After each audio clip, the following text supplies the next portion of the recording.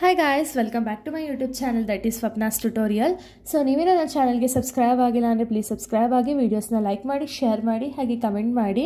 So ಇವತ್ತು ನಾನು ಮಾಡ್ತಿರೋ ಸಬ್ಜೆಕ್ಟ್ ಯಾವುದು ಅಂದರೆ ಫಸ್ಟ್ ಸೆಮ್ BComನ ಕಾರ್ಪೊರೇಟ್ ಲಾ ಅನ್ನೋ ಒಂದು ಸಬ್ಜೆಕ್ಟ್ನ ಎಕ್ಸ್ಪ್ಲೈನ್ ಮಾಡ್ತಿದ್ದೀನಿ. ಸೊ ಅದರಲ್ಲಿ ಚಾಪ್ಟರ್ 4 ಬಂದುಬಿಟ್ಟು ಕಂಪನಿ ಅಡ್ಮಿನಿಸ್ಟ್ರೇಷನ್ ಅಂತ ಹೇಳಿ. ಸೊ ಇದು ಚಾಪ್ಟರ್ 4 ಆಗಿದೆ. ಚಾಪ್ಟರ್ 4ನ ಇದು ಪಾರ್ಟ್ ಫಸ್ಟ್ ವಿಡಿಯೋ ಆಗಿದೆ. ಸೊ ಈ ಸತಿ ನಾನು ಏನು ಮಾಡಿದ್ದೀನಿ ಅಂದರೆ ಇಡೀ ನೋಟ್ಸ್ನ ಜೆರಾಕ್ಸ್ ತೆಗೆದು ಅಪ್ಲೋಡ್ ಮಾಡಿದ್ದೀನಿ. ಬಿಕಾಸ್ ಯಾಕೆ ಅಂದರೆ ತುಂಬ ಜನ ಕೇಳ್ತಿದ್ರಿ ಒಂದು ನೋಟ್ಸ್ನ ಅಪ್ಲೋಡ್ ಮಾಡಿ ಅಂತ ಹೇಳಿ. ಸೊ ನೋಟ್ಸ್ ಬದಲು ಇವಾಗ ನಾನು ಏನು ವಿಡಿಯೋ ಮಾಡ್ತೀನೋ ಇದರಲ್ಲೇ ಕಂಪ್ಲೀಟ್ ಜೆರಾಕ್ಸ್ನ ಅಪ್ಲೋಡ್ ಮಾಡ್ತೀನಿ. ಸೊ ಇದರಲ್ಲಿ ಅಕಸ್ಮಾತ್ ನಿಮ್ಗೆ ಏನಾದ್ರು ಇಶ್ಯೂಸ್ ಇತ್ತು ಅಂದರೆ ಹೇಳಿ, ನೆಕ್ಸ್ಟ್ ವೀಡಿಯೋದಿಂದ ನಾನು ಚೇಂಜಸ್ ಮಾಡ್ಕೊಳ್ತೀನಿ, ರಿಟರ್ನ್ ನೋಟ್ಸೇ ಯೂಸ್ ಮಾಡ್ತೀನಿ.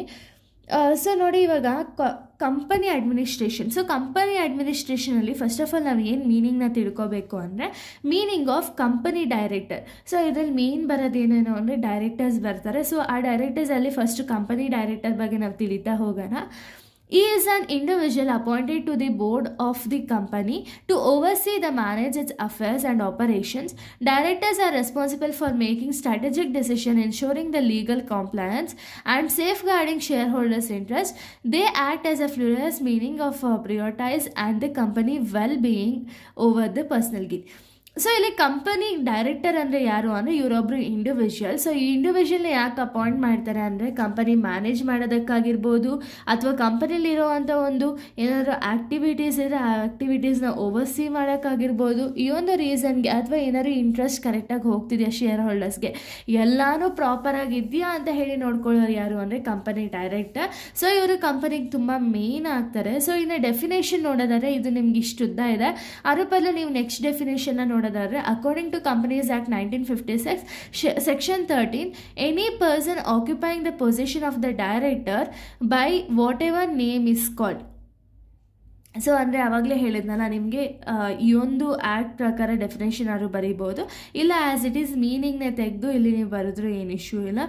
ಸೊ ಅಂದರೆ ಏನು ಅಂದರೆ ಒಂದು ಕಂಪನಿ ಡೈರೆಕ್ಟರ್ ಅಂತ ಹೇಳಿ ನೇಮ್ನ ಆಕ್ಯುಪೈ ಮಾಡುತ್ತಾರೆ ಅಂದಿದ ತಕ್ಷಣ ಅವ್ರನ್ನ ನಾವು ಡೈರೆಕ್ಟರ್ ಅಂತ ಹೇಳಿ ಕನ್ಸಿಡರ್ ಮಾಡ್ತೀವಿ.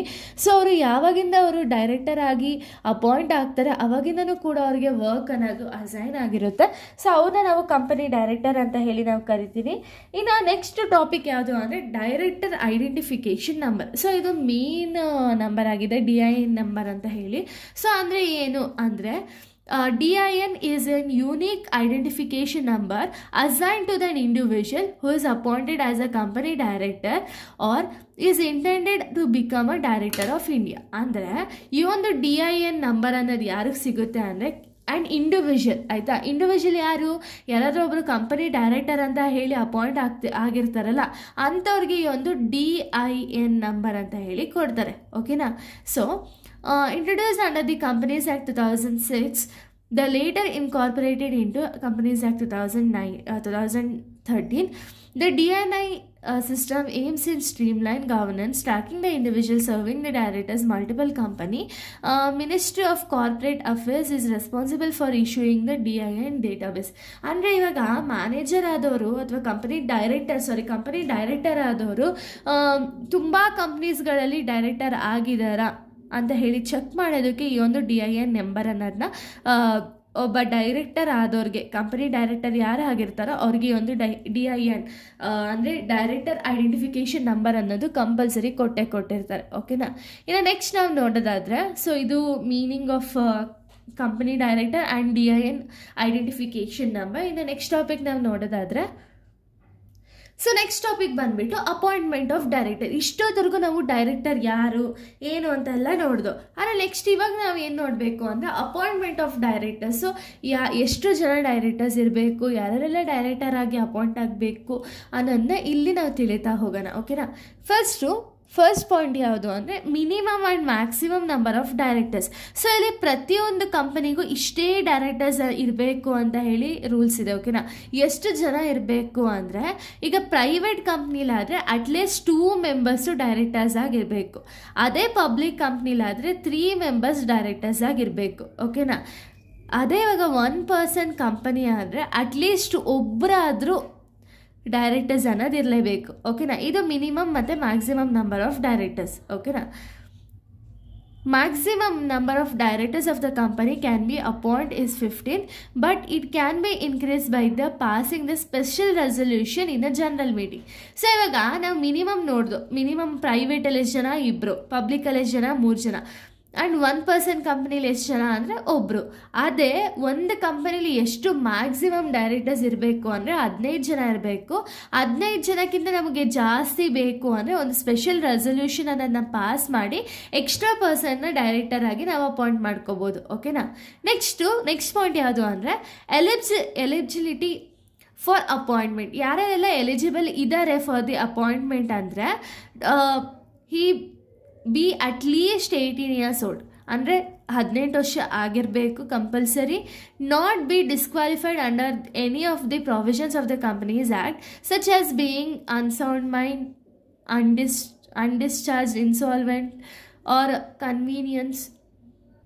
ಸೊ ಅಂದರೆ ಏನು ಅಂದರೆ ಎಲಿಜಿಬಿಲಿಟಿ ಎಷ್ಟಿರಬೇಕು ಅಂದರೆ 18 years ಆಗಿರಬೇಕು. ಪ್ರಾವಿಷನ್ಸಲ್ಲಿ ಯಾವುದೇ ಒಂದು ಡಿಸ್ಕ್ವಾಲಿಫೈಡ್ ಆಗಿರಬಾರ್ದು, ಅಂದರೆ ಕಂಪ್ನೀಸ್ ಪ್ರಾವಿಷನ್ಸಲ್ಲಿ ಯಾವುದರಲ್ಲೂ ಕೂಡ ಡಿಸ್ಕ್ವಾಲಿಫೈ ಆಗ್ದಂಗೆ ಅವ್ರಿಗೆ ಒಂದು ಸ್ಕಿಲ್ಸು ಅಥವಾ ನಾಲೆಜ್ ಇತ್ತು ಆ ಒಂದು ಸೀಟಿಗೆ, ಅಂದರೆ ಮ್ಯಾನೇಜಿಂಗ್ ಡೈರೆಕ್ಟರ್ಸ್ಗೆ ಸೀಟಿಗೆ ಅಥವಾ ಕಂಪನಿ ಡೈರೆಕ್ಟರ್ ಆಗಬೇಕು ಅಂದರೆ ಎಲ್ಲ ಕ್ವಾಲಿಫಿಕೇಷನ್ ಇದ್ದರೆ ಮಾತ್ರ ಅವರು ಎಲಿಜಿಬಲ್ ಇರ್ತಾರೆ ಕಂಪನಿ ಡೈರೆಕ್ಟರ್ ಆಗೋದಕ್ಕೆ, ಅಂದರೆ ಅಪಾಯಿಂಟ್ ಆಗೋದಕ್ಕೆ. ಓಕೆನಾ. Next ordinary and special resolution ಅಂದರೆ, ಸೊ ಆರ್ಡಿನರಿ ರೆಸೊಲ್ಯೂಷನ್ ಅಂದರೆ ಏನು ಅಂದರೆ, ಸೊ ಇವಾಗ ಕಂಪನಿಯವ್ರಿಗೇನಾದರೂ ಒಂದು ಡೈರೆಕ್ಟರ್ ಅವಶ್ಯಕತೆ ಇತ್ತು ಅಂದ್ಕೊಳ್ಳಿ ಒಂದು ಕಂಪ್ನೀಲಿ, ಅವ್ರೇನು ಮಾಡ್ತಾರೆ ಅಂದರೆ ಅಲ್ಲಿರೋ ಮೆಂಬರ್ಸ್ನೆಲ್ಲ ಕರೆದು ಜನರಲ್ ಮೀಟಿಂಗ್ ಅನ್ನೋದು ಕಂಡಕ್ಟ್ ಮಾಡಿ ಅಲ್ಲಿ ಒಂದು ಡೈರೆಕ್ಟರ್ ಯಾರು ಆಗಬೇಕು, ಯಾರನ್ನ ಅಪಾಯಿಂಟ್ ಮಾಡ್ಕೋಬೇಕು ಅಂತ ಹೇಳಿ ಡಿಸ್ಕಸ್ ಮಾಡ್ತಾರೆ. ಅದೇ ಸ್ಪೆಷಲ್ ರೆಸೊಲ್ಯೂಷನಲ್ಲಿ ಏನಾಗುತ್ತೆ ಗೊತ್ತಾ, ಈಗ ಕಂಪ್ನೀಲಿ ಆಲ್ರೆಡಿ 15 ಮೆಂಬರ್ಸ್ ಡೈರೆಕ್ಟರ್ಸ್ ಇರ್ತಾರೆ, ಬಟ್ ಅವ್ರಿಗೆ ಇನ್ನೂ ಎಕ್ಸ್ಟ್ರಾ ಒಬ್ಬರು ಇಬ್ಬರು ಅಥವಾ ಎಷ್ಟು ಜನ ಬೇಕೋ ಅವ್ರೇನು ಮಾಡಬೇಕು ಅಂದರೆ ಒಂದು ಸ್ಪೆಷಲ್ ರೆಸೊಲ್ಯೂಷನ್ ಅನ್ನೋದನ್ನ ಪಾಸ್ ಮಾಡಿ ಎಷ್ಟು ಜನ ಬೇಕೋ ಅಷ್ಟು ಜನನ ಅಪಾಯಿಂಟ್ ಮಾಡ್ಕೋಬೋದು. ಓಕೆನಾ. Next appointment by the board ಅಂದರೆ ಇಲ್ಲಿ ಏನಾಗುತ್ತೆ ಅಂದರೆ ಬೋರ್ಡ್ ಆಫ್ ಡೈರೆಕ್ಟರ್ಸ್ ಮೀಟಿಂಗಲ್ಲೂ ಕೂಡ ಒಂದೊಂದು ಸತಿ ಡೈರೆಕ್ಟರ್ಸ್ನ ಅಂದರೆ ಕಂಪ್ನಿ ಡೈರೆಕ್ಟರ್ಸ್ನ ಅಪಾಯಿಂಟ್ ಮಾಡ್ಕೊಳ್ತಾರೆ. ಓಕೆನಾ. So next appointment by shareholders. So ಇಲ್ಲಿ ಕಂಪನಿ ಆ್ಯನ್ಯುವಲ್ ಜನರಲ್ ಮೀಟಿಂಗಲ್ಲಿ ಶೇರ್ ಹೋಲ್ಡರ್ಸ್ ಏನು ಮಾಡ್ತಾರೆ ಅಂದರೆ ರೊಟೇಷನ್ ವೈಸು ಅವರು ಒಂದು ಯಾರು ಕಂಪನಿ ಡೈರೆಕ್ಟರ್ ಆಗಬೇಕೋ ಅವ್ರನ್ನ ಅಪಾಯಿಂಟ್ ಮಾಡೋ ರೈಟ್ಸ್ ಇರುತ್ತೆ. Next appointment of independent directors ಅಂದರೆ ಇವಾಗ ಅಪಾಯಿಂಟ್ಮೆಂಟ್ ಆಫ್ ಶೇರ್ ಹೋಲ್ಡರ್ಸ್ ಆಗಿರುತ್ತೆ, ಅಂದರೆ ಎವ್ರಿ ಆ್ಯನ್ಯುವಲ್ ಜನರಲ್ ಮೀಟಿಂಗಲ್ಲಿ ಶೇರ್ ಹೋಲ್ಡರ್ಸ್ನ ಅಪಾಯಿಂಟ್ ಮಾಡ್ತಾರೆ. ಓಕೆನಾ.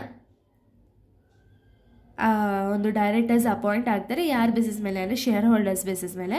Next appointment of independent directors ಅಂದರೆ, ಸೊ ಫಸ್ಟ್ ಆಫ್ ಆಲ್ ನೀವು ಇಂಡಿಪೆಂಡೆಂಟ್ ಡೈರೆಕ್ಟರ್ಸ್ನ ಯಾಕೆ ಅಪಾಯಿಂಟ್ ಮಾಡ್ತಾರೆ ಅಂತ ಹೇಳಿ ನೀವು ಫಸ್ಟ್ ತಿಳ್ಕೊಬೇಕಾಯ್ತಾ. ಸೊ ಇಲ್ಲಿ ನೀವು ನೋಡೋದಾದರೆ ನೋಡಿ, ಇಲ್ಲಿ public companies with a paid up share capital of 10 crores or more, turnover 100 crores or more, outstanding loans, debts, deposits 50 crores must appoint independent directors. ಯಾವ ಕಂಪ್ನಿ ಅಪಾಯಿಂಟ್ ಮಾಡ್ತಾರೆ ಅಂದರೆ, ಇವಾಗ ಕಂಪನೀಸ್ ಒಂದು ಪೇಯ್ಡ್ ಅಪ್ ಕ್ಯಾಪಿಟಲ್ 10 crores ಜಾಸ್ತಿ ಇದ್ದರೆ, ಅಥವಾ turn over 100 crores ಜಾಸ್ತಿ ಇದ್ದು, ಅಥವಾ ಔಟ್ಸ್ಟ್ಯಾಂಡಿಂಗ್ ಬ್ಯಾಲೆನ್ಸಸ್ ಏನಾದ್ರು 50 crores ಜಾಸ್ತಿ ಇದ್ದರೆ ಅವಾಗ ಈ ಒಂದು ಇಂಡಿಪೆಂಡೆಂಟ್ ಡೈರೆಕ್ಟರ್ಸ್ ಅದನ್ನು ಅಪಾಯಿಂಟ್ ಮಾಡ್ಕೋಬೇಕು.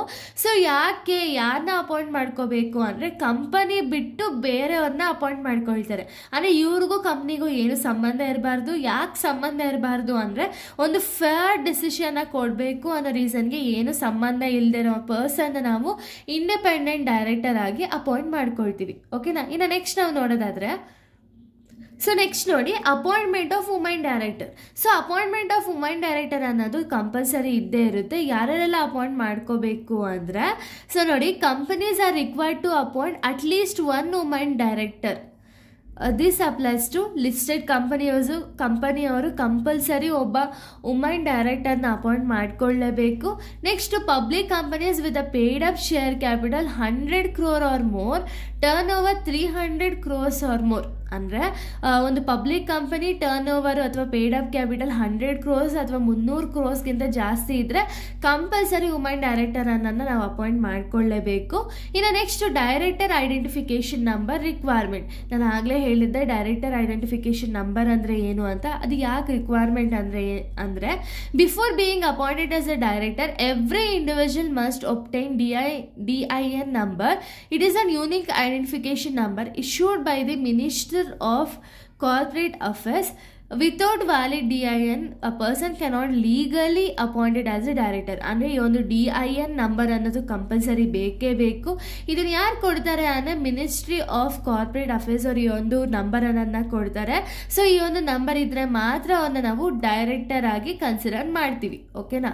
Next consent of act of directors ಅಂದರೆ company every person appointed as a directors must give their written consent act directors form DIR2 before their appointment. The consent must be filled with the register of the company with a form of DIR12 within 30 days of appointment. So ಇದು compulsory ಆಗಿರುತ್ತೆ. So company director ಆಗಿ ಯಾರು appoint ಆಗ್ತಾರೋ ಅವ್ರೇನು ಮಾಡಬೇಕು ಅಂದರೆ ಒಂದು return document ಆಗಿ ಒಂದು DIR ಅನ್ನೋದನ್ನ ಸಬ್ಮಿಟ್ ಮಾಡಬೇಕಾಗುತ್ತೆ. ಓಕೆನಾ. ಇದನ್ನು ಎಲ್ಲಿ ರೆಕಾರ್ಡ್ ಮಾಡ್ತಾರೆ ಅಂದರೆ ರಿಜಿಸ್ಟರ್ ಆಫ್ ಕಂಪ್ನೀಸಲ್ಲಿ ರೆಕಾರ್ಡ್ ಮಾಡ್ತಾರೆ. ಅವರ ಒಂದು ಅಪಾಯಿಂಟ್ಮೆಂಟ್ ಆಗಿ 30 days ಒಳಗಡೆ ಅವರು ರೆಕಾರ್ಡ್ ಮಾಡಿರಬೇಕು. ಓಕೆನಾ. ಸೊ ಇಷ್ಟು ಕೂಡ ಒಂದು ಅಪಾಯಿಂಟ್ಮೆಂಟ್ ಆಫ್ ಡೈರೆಕ್ಟರ್ಸ್ ಆಗಿದೆ. ಇನ್ನು ನೆಕ್ಸ್ಟ್ ವಿಡಿಯೋದಲ್ಲಿ ನಾನು ಬೇರೆ ಒಂದು ಟಾಪಿಕ್ ಜೊತೆಗೆ ಬರ್ತೀನಿ. So thank you guys, thanks for watching.